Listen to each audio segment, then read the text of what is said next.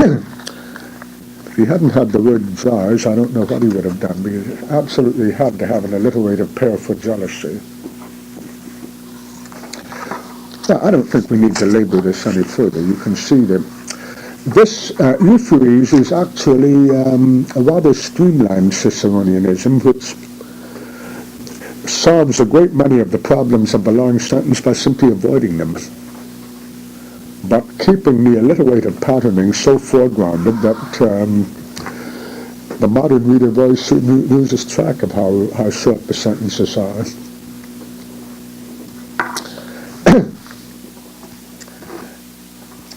And I'm sure you know that the word euphuism became before long a term of contempt.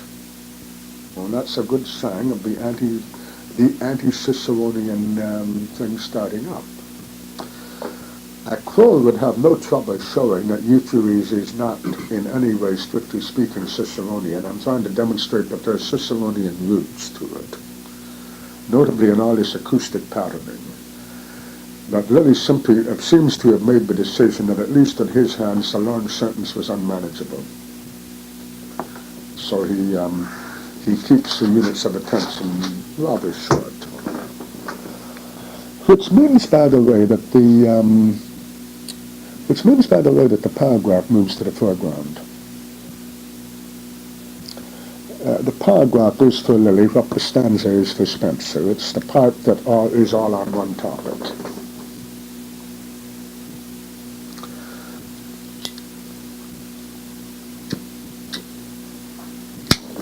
That's a very interesting phenomenon. I point out that the paragraph is a purely visual device. It has no oratorical counterpart that I can think of. You can't tell when the speaker begins a new paragraph. You frequently have some clue to a new sentence.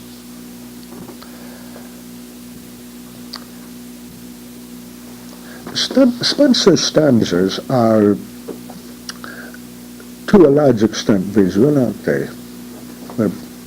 You see them sitting there symmetrically on the page and with their Roman numerals tagged along beside them. You can see in the Fairy Queen that the discipline of print has taken over to the extent that you have the stanzas numbered within the cantos, within the books. Book 2, Canto 12 is at the top of the page, then the stanza numbering proceeds. Nothing like that in Homer. It's almost, there's a rudimentary air of the reference book about it, in which you could find anything if you were given, very quickly, if you were given the proper note, regardless of pagination.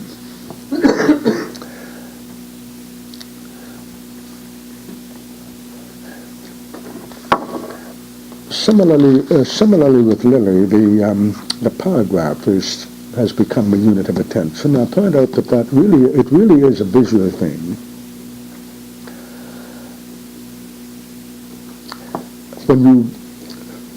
The first thing you see about a paragraph is how long it's going to be, isn't it? And that tells you something. On page 69 of this example, you see there's a 3-line paragraph up near the top of the page, and you can tell by looking at that but it's simply a narrative bridge.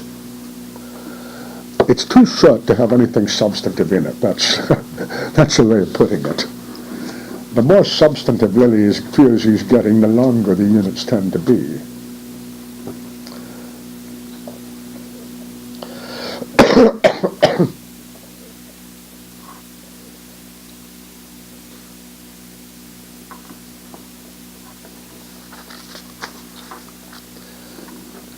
We're approaching some kind of crossroads, as I've already indicated. This is the end of the 16th century. We're starting to get a print-oriented discourse, which is, it is assumed that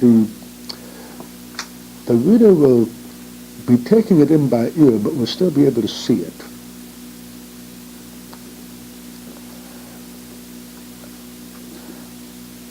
The patternings are still very largely acoustic, as you can tell.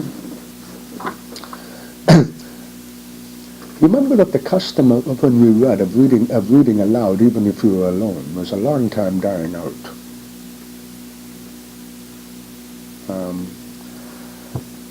There's a famous passage in St. Augustine's Confessions, in which it's clear that he regarded silent reading as virtually an unnatural act. You heard about this? I forget who it was. He comes upon a man, a great sage and scholar with a book. And the man is simply reading the book, and he's not moving his lips, and he's not making any sound.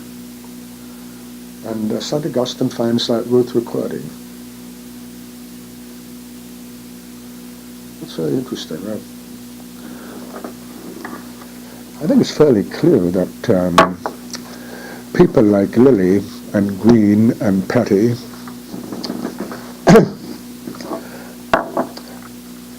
are still assuming, at least as a convention, that there will be actual sound in the room when this book is being read, even if it's just a mutter. You won't be that far away from a voice.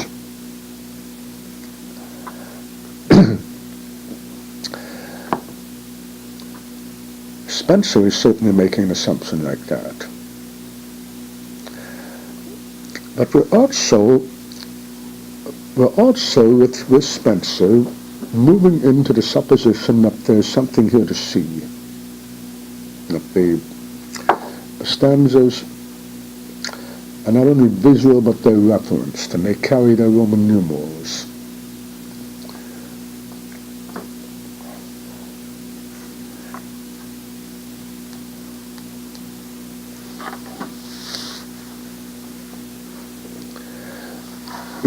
A sense in which each stanza is a separate performance. It is clearly differentiated from the one before it and the one after it. The topic changes. It's related to the previous topic, but it's a new one. There are all kinds of devices to keep it from getting too discontinuous.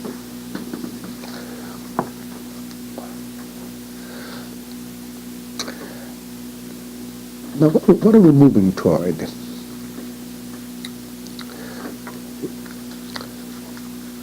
Well, we're moving toward modern prose. We clearly haven't gotten anything like it yet.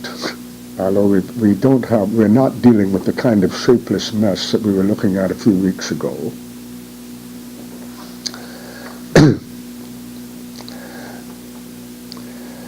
We're moving toward, we aren't even in sight of it yet, but we're moving toward the modern idea of syntax, for which the unit is the sentence, and you know when a sentence ends and you put a period there. As I've indicated, the punctuation of much of this is optional. In fact, one is not even sure with a modernized edition like this one of Euphues to what extent the punctuation is out of a modern editor. It's apt to be.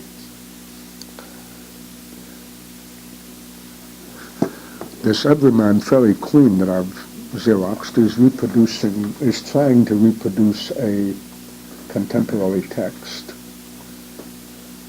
It doesn't try to modernize it, but the punctuation even there is not necessarily the author's.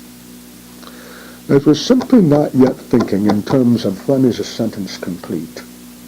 We're thinking in terms of the topic and the exfoliation of the topic occurring within a paragraph, within a Spenserian stanza, within some fairly large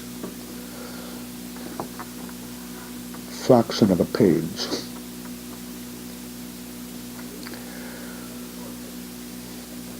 Now the sentence is going to start getting more important. It's going to start getting defined. It's notoriously something no one ever did succeed in defining. A complete thought was still, I think, the grammar school definition.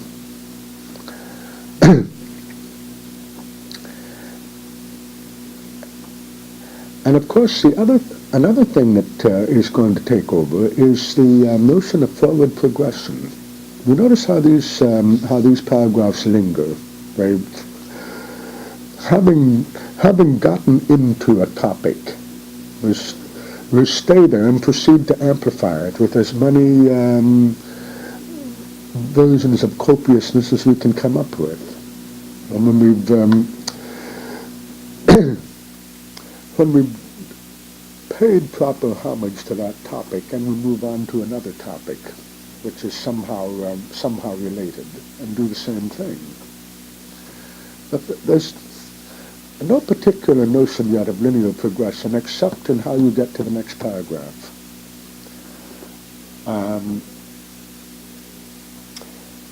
Which can be done with a but, or therefore, or an and, or an introductory gesture like Lucilla abashed this sudden speech of her father, yet boldened by the love of her friend, with a humbly bashfulness answered him in this manner. That's just a little hand pointing to the next.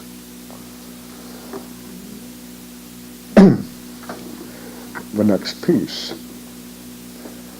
And her answer goes on for a number of pages, but it's divided into rather long paragraphs, each of which dilates on a topic.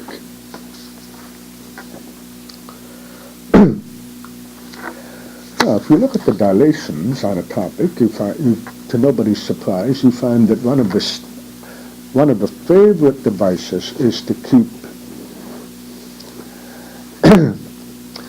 keep working in pairs, getting two similar ideas or two contrasted ideas,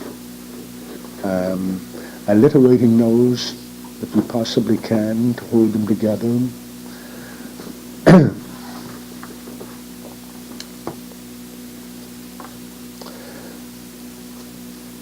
The sweetness that I have found in the undefiled estate of virginity causeth me to loathe the sour sauce which is mixed with matrimony. So the virginity-matrimony pair gets that one started. And the quiet life which I have tried being a maiden maketh me to shun the cares that are always incident to a mother. Maiden mother.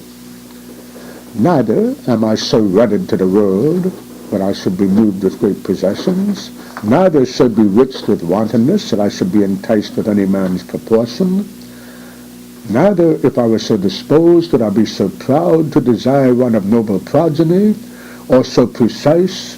This is a constant finding of A and B, A or B, neither this nor that. Neither, wait a minute. Neither, if I were so disposed, that I be so proud to desire one of noble progeny, or so precise to choose only one in mine own country, for that commonly these things happen always to the contrary. Commonplace. Things don't turn out as you want. Do we not see the noble to match with the base, the rich with the poor, the Italian oftentimes with the Portugal? As love knoweth no laws, so it regardeth no conditions. As the lover maketh no pause where he liketh, so he maketh no conscience of these idle ceremonies.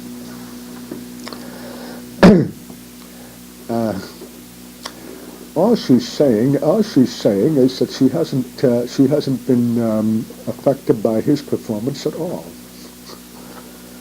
because the various heads on which he has appeared to her have no appeal for her, and she proceeds to set that up, to amplify that, but always by this constant device of opening up the subject with new pairings, new antitheses, new ands, new ors.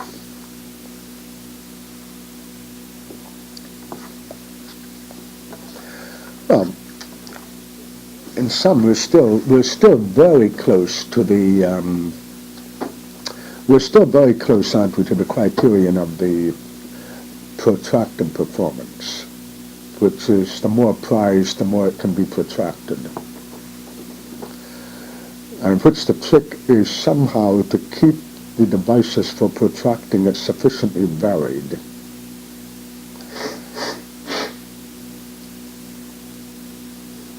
That at least a connoisseur of this sort of thing doesn't get bored. That means that the audience, the intended audience, is an audience of connoisseurs of this kind of thing.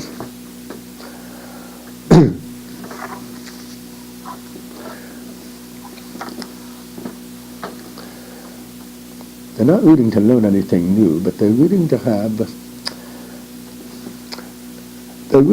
their notions about a topic. For instance, there's certain criteria for marriage, to have those notions ordered. Then you have the reasons for not trusting that, equally ordered, according to the same heads. You see how the word anatomy is up in the title.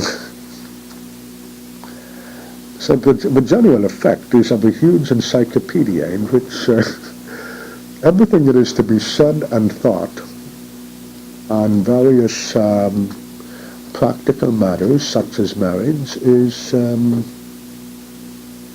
ordered for you.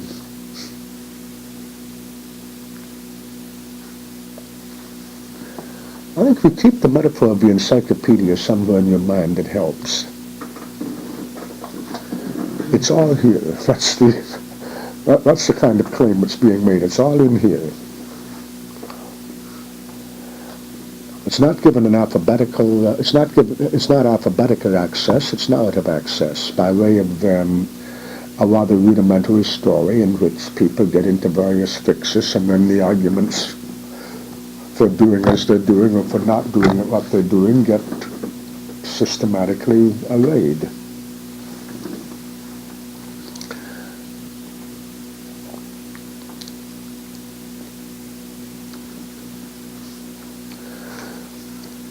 It's almost as if everybody is trying to write the one indispensable book.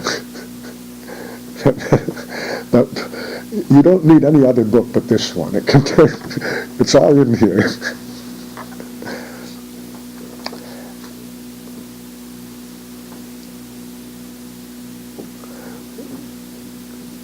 Definitions of it can vary, but it's all in here.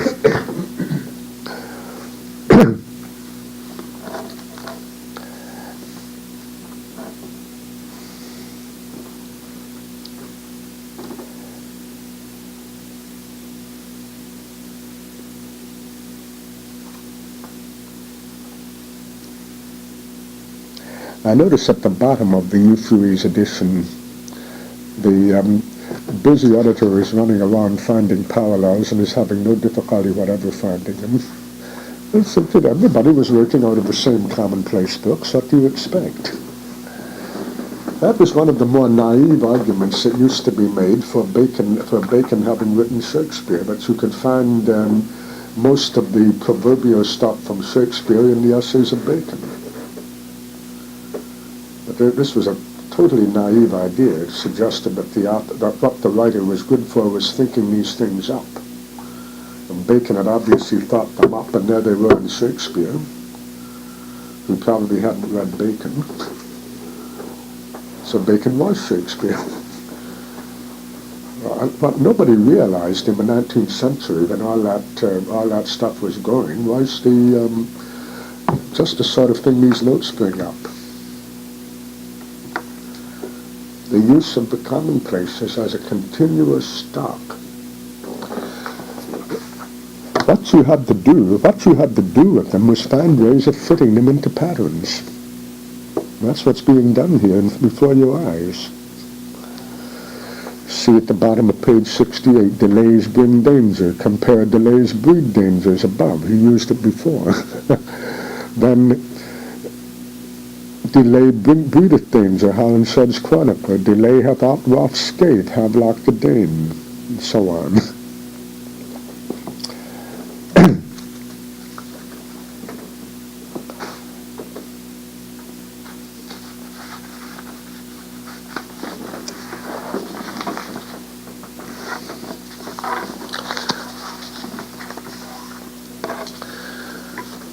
Well, what they've done by the end of the 16th century is, for their own purposes, develop a perfectly serviceable prose. It is not our purposes. And I don't think you can say that this stuff is either naive or unformed, which was something we were saying a couple of weeks ago.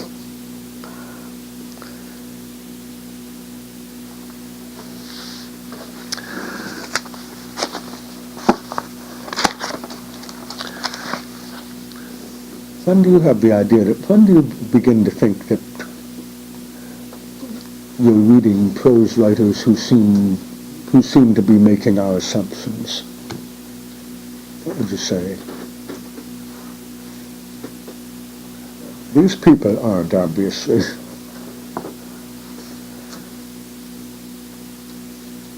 What do you think? In the Restoration. I'm sorry? In the Restoration. I think most of us think of it somewhere around there. What's that, 1616? Somewhere around there. Swift, it's obviously, he's writing the kind of thing that we think of as prose. Dryden is in his purposes. But just move back. If you move back to Milton, you don't move back very far. And Milton is in a different world, isn't he? The prose of Areopagitica is it's much closer to Euphues than it is to Swift. Something rather sudden seems to take place. It's one of the most dramatic stylistic renovations that I'm aware of.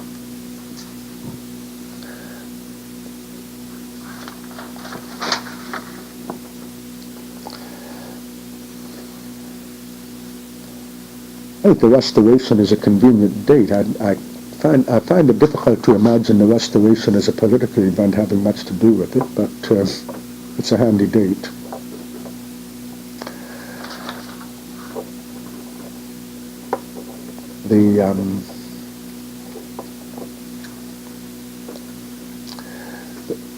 The Royal Society probably had more to do with it.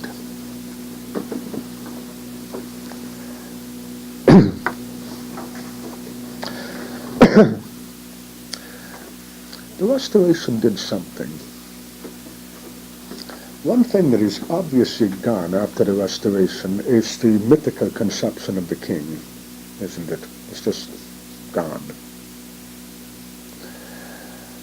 And with that goes the notion of the monarch as an ideal type. In fact, the notion of anybody as an ideal type seems to disappear rather suddenly. You don't get Lives of the Saints anymore. That's interesting. You don't get Lives of the Saints anymore.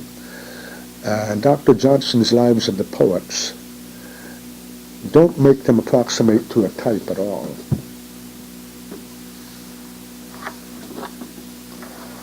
Whereas the Renaissance treatment of a character is always making that character an example of something. Look how they handled Queen Elizabeth. That's the famous example. She was just put together out of commonplace books. First you turn to the chapters on virginity, and you copy in some stuff from there. And then you have all kinds of things about monarchy and the things that the monarch is expected to be able to do. The more remarkable she does them all, and she is a woman. And that demonstrates some really transcendent ability on her part. She has every conceivable accomplishment because the monarch always had.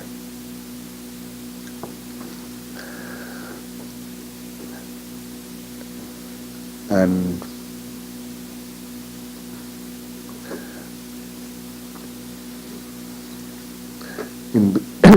in being a woman, she particularly personifies all the country's arts of peace. But the more you read about Queen Elizabeth from contemporary sources, I think the less you feel you know about her. What you do know about is the idea of kingship. And it's with Charles II that ceases to be true. The stories we know about Charles II are apt to be discreditable.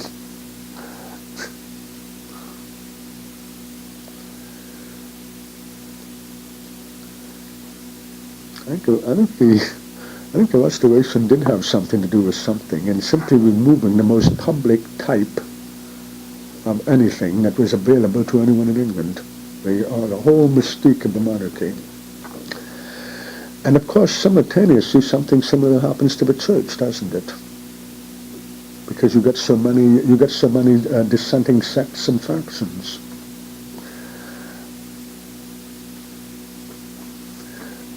Nobody knows any longer what a real bishop ought to be. There are even a lot of people who don't believe in bishops. Those are the same people who beheaded the king. I don't want to make this sound too schematic, but I suspect there are connections. If the big public types are taken away, then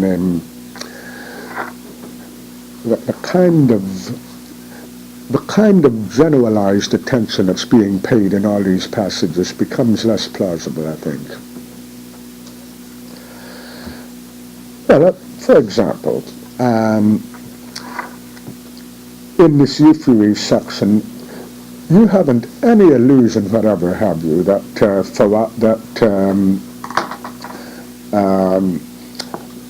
Lucilla and her father are to be thought of as individual people?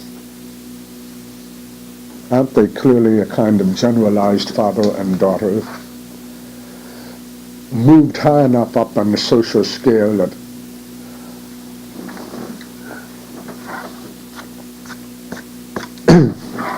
but all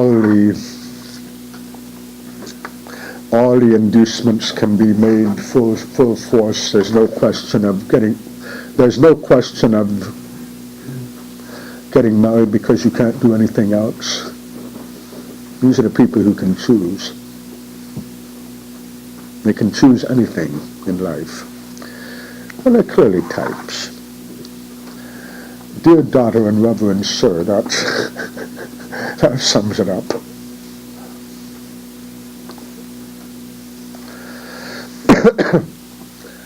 And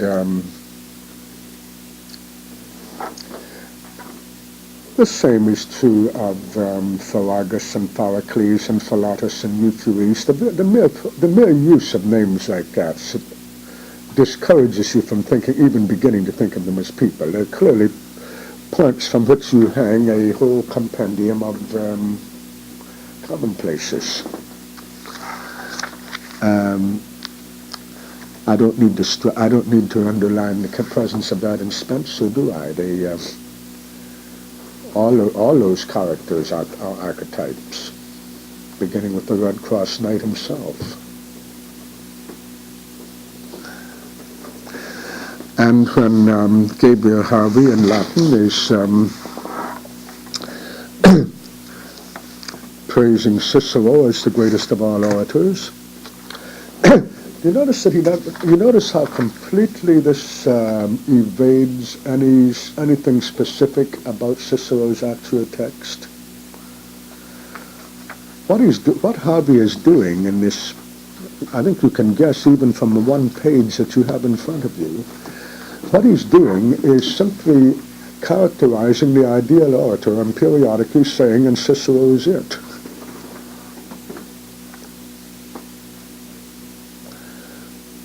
He tells you to compare Cicero with Caesar, Sallust, Livy, Quintilian, Terence, Maro, that's Virgil of course, and Horace, and you will immediately exclaim, compared with him they are nothing, but he doesn't do the comparison. This is what you would say about the ideal orator, that compared with him the others are less than ideal.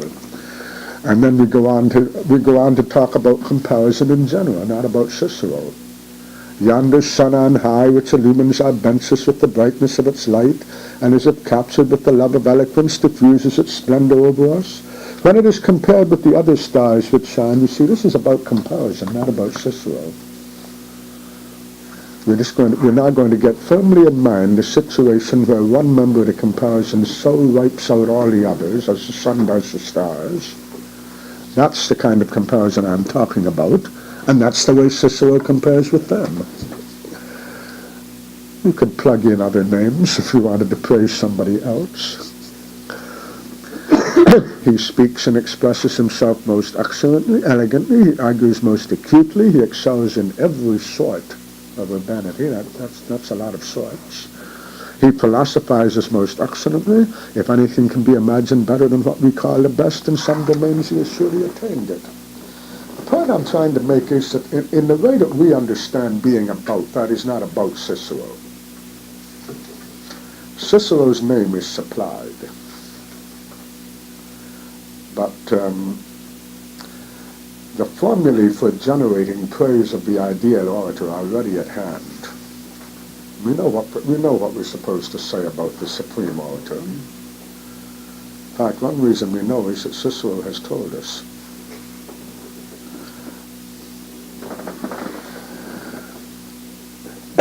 Not even by the superlative degree than which the grammarians know nothing higher. That's the ne plus ultra, isn't it? If the grammarians can't get any further, could I express all that he spoke, wrote, and published, so much is compact in his exquisite art. Forgive me if I speak in the fashion of Thomas and Duns and put his eloquence among things transcendental. Thank you, St. Thomas. Thank you, Duns Scotus. We can now say transcendental and get above the normal realm of comparison. And before long, he's even managed to get Guardian. Just ask, for example, any of those fellows who exclude God from the realms of the categories as being an infinite, incomprehensible essence, not to be circumscribed by any limits. Cicero's oratory is like that. He's not saying Cicero is like God, I hope you follow. He's saying that the way in which God exceeds all other kinds of virtue, in a similar way, Cicero's eloquence exceeds even me. Because this is a very Ciceronian performance that's going on. It's meant to be seen as one. And then he manages to say that somebody called Franciscus Philelphus, whoever he was, a man not unacquainted with these matters, so that's who he was, did not in the least hesitate to call Marcus Tully the god of eloquence. So there.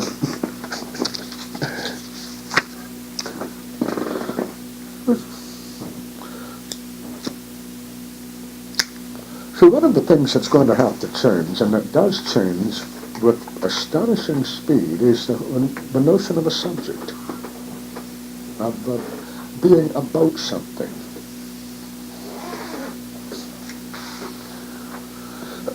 We just don't have that yet. What we have is this highly schematized and generalized performance to which a specific example can be attached, as in the case of Cicero, or an imaginary example can be attached, as in the case of all these people in Euphues who have such implausible names, or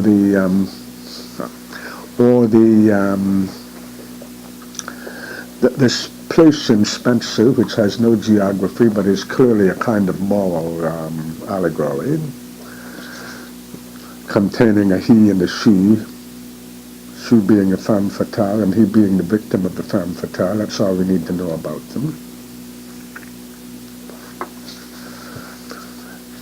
You don't believe that Cinerix and Kama are people you're meant to get interested in, do you?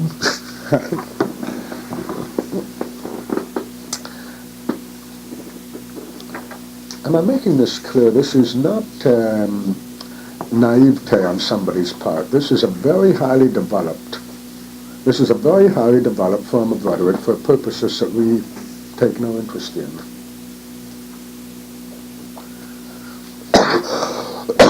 And its purpose is always to be comprehensive. That's why I mentioned the encyclopedia. That's where it moves. The indispensable book. It's all in here.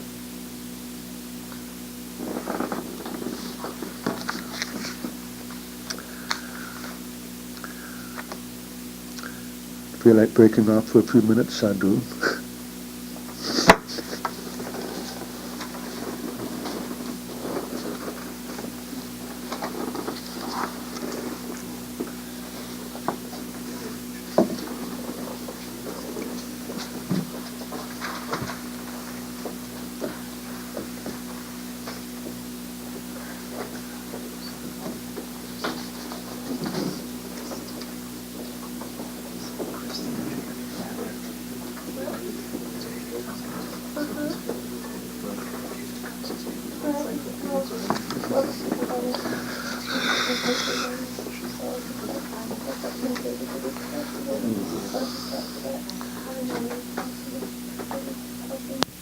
I won't be able to be here next week because I promised. To be so much less Ciceronian in the same period?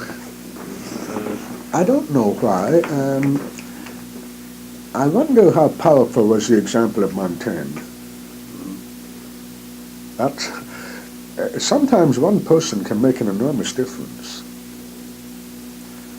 And even Crow is always dropping Montaigne's name, partly as a way of summarizing what he's talking about. But there was no English Montaigne. Even Bacon's essays, which are certainly not the least bit Ciceronian, are still so closely wedded to the commonplace book. The air of the compendium of everything that there is to say about study or revenge or whatever. Montaigne already has an almost novelistic conception of how to develop an idea, hasn't he? It's as if it were a portion of his autobiography. I'm aware that that's a fiction, but it's a very persuasive fiction.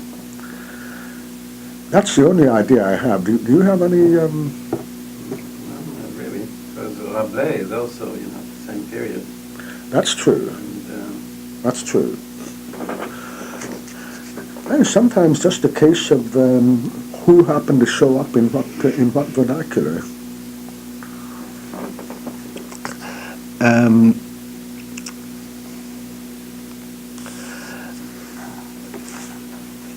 You also have in England possibly too the rather special case of a whole country, the intellectual life of a whole country being dominated by two universities, and the university wits continually descending upon London and keeping various rhetorical forms active. That's a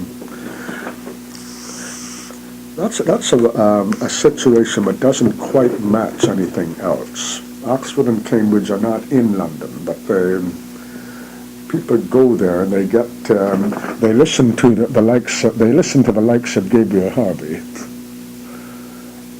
who gave this thing as a university oration, and then descend upon the capital and proceed to scribble.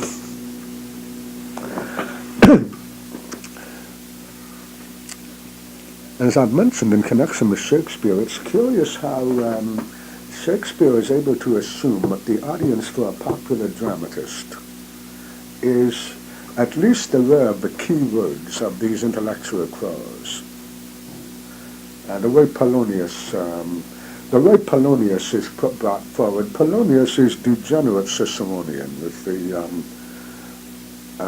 that she is true, is mad, 'tis true, 'tis true, 'tis pity, and pity, 'tis true. I forget if that's the moment when somebody says more matter and less art, but it's if it isn't, it ought to be. And it's clear that the audience was understood to recognize what that was about, and to recognize Polonius as a discredited type that unhappily is always underfoot. Isn't that discredited? I don't know of any parallel for that in other countries. That's part of my lack of learning in the literature of other countries, I'm sure. But there does seem to be something. There does seem to be something English about it. Nor is there any parallel that I know of for the Royal Society when it is set up right after the Restoration. And one of the things we're going to look at in 2 weeks is, I mentioned it to you last week, is the Spratt's History of the Royal Society, which is a surprising place to find the stylistic manifesto, but that's where you find it. And it's built around the famous formula, so many things almost in an equal number of words. That's an almost numerical criterion for style, isn't it? The impulse never quite goes away, especially among the naive. There was a man in the 1950s. I had some correspondence with him. He lived in Parsippany, New Jersey, where he had made a fortune by controlling all the bowling alleys. And with his fortune, he was going to endow an intellectual magazine, the likes of which North America had not seen. And to that end, he was going to pay his authors not by the word, but by the thought unit.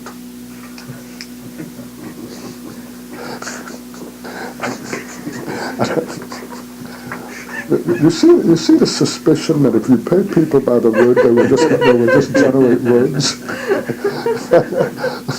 That if you pay them by the thought unit, they will give you more matter and less art. So many things almost in an equal number of words isn't too far from that, you see.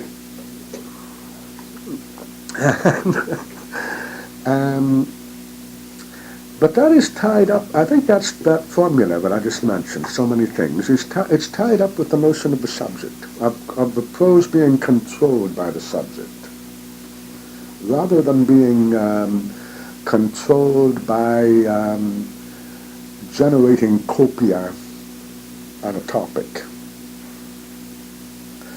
which leads you to say as much as you can before you move on. This is called exhausting the subject.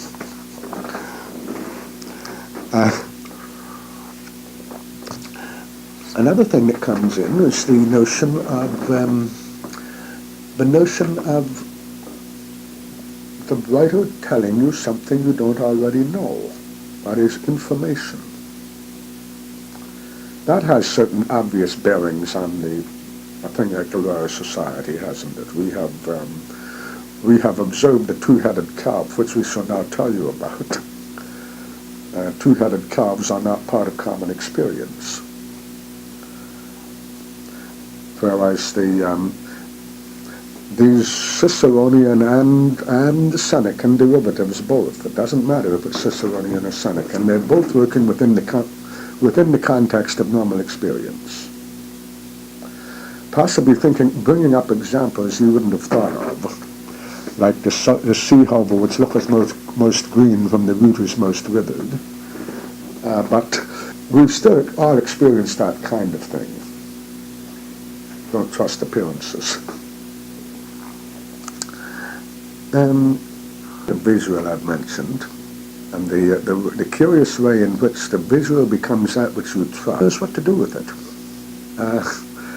It's interesting if you read John Locke's treatise on human understanding, that he talks as if everything that you know comes through the eye, and there will be a blind man would know about the world, would do all the senses give the same information, would a blind man indeed know that which you and I know being sighted. But the sense of sight is understood to be primary. As I said, that works out in syntax. We'll be looking at it. And just mention one more thing to guide your researches. You'll notice a shift over from from the verb to the noun, which is very surprising. An adjective-centered, replacing verb-centered discourse. I'm using the word verb rather broadly. All these devices that create antitheses have some verb force. They move into the subject and do that to it, open it up. And they put one thing here and one thing there. And you see that going away.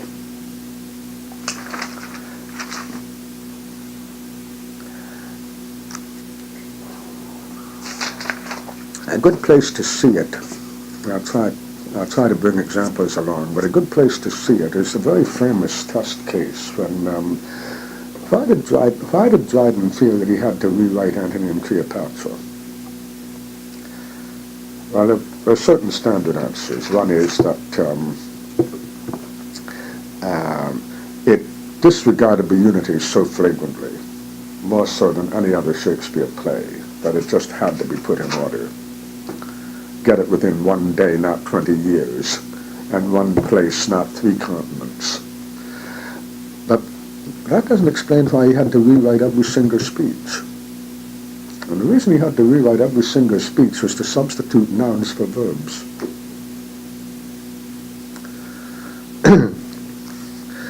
She did lie in her pavilion, cloth of gold, of tissue, or picturing that Venus where we see the fancy outwork nature.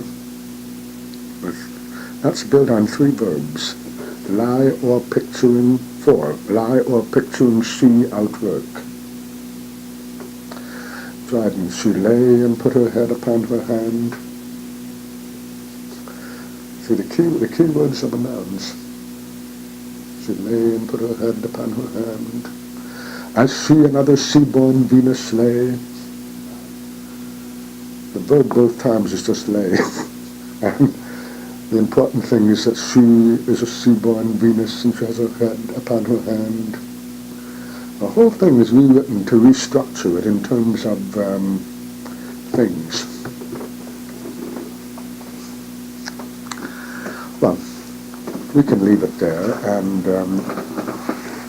I'll see you in 2 weeks. Sorry for that glitch. I don't think there'll be another one, but